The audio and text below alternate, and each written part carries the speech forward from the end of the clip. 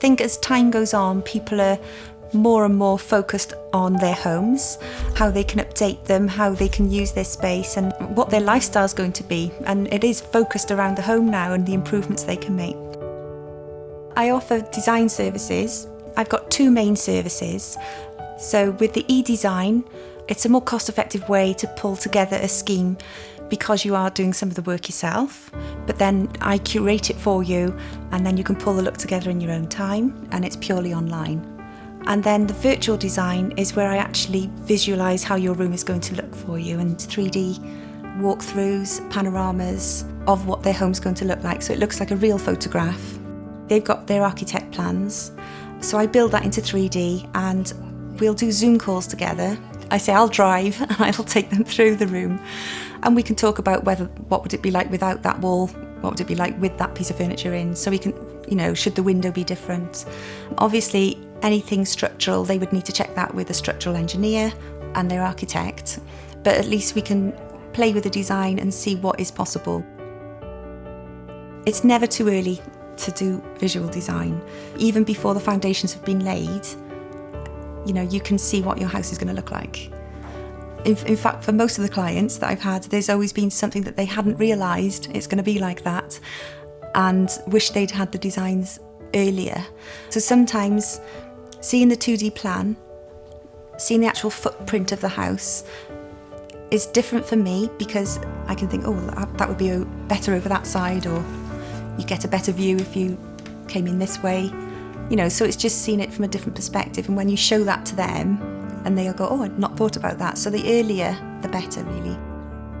The final phase then is when I produce the panoramas and the virtual images. That's what I do it for, is the first time they actually see what their room's going to look like, because it might not have been built, and it can save a lot of costly mistakes. It's just helping the client, is helping them see what they're going to get at the end of it. So with the E-Design process, we start off with a questionnaire, but I prefer to actually have a call and go through the questionnaire with you so we can get a deeper understanding, your styles and your tastes, and what you like and what you don't like, and we can have a deeper conversation about what changes you want to make. It's all done online, so this is where it varies from a traditional interior designer, because we're working through it together, but I'm not coming to your home and doing the measurements. So the work you do yourself is actually providing some measurements, photographs, and at the end of it you would have a floor plan with space planning, and you would have shopping links. So I've done all the sourcing for you, because that can take a long time, finding the right furniture within your budget. You can shop in your own time as and when you've got the funds, so it is a lot more affordable than in a traditional interior designer. I've had people in construction that want to see visuals of the exteriors of their house build so that they can actually put the images up on the billboards outside the site, and then they've used that then in their marketing and on Facebook, and then in their marketing materials, with the estate agents.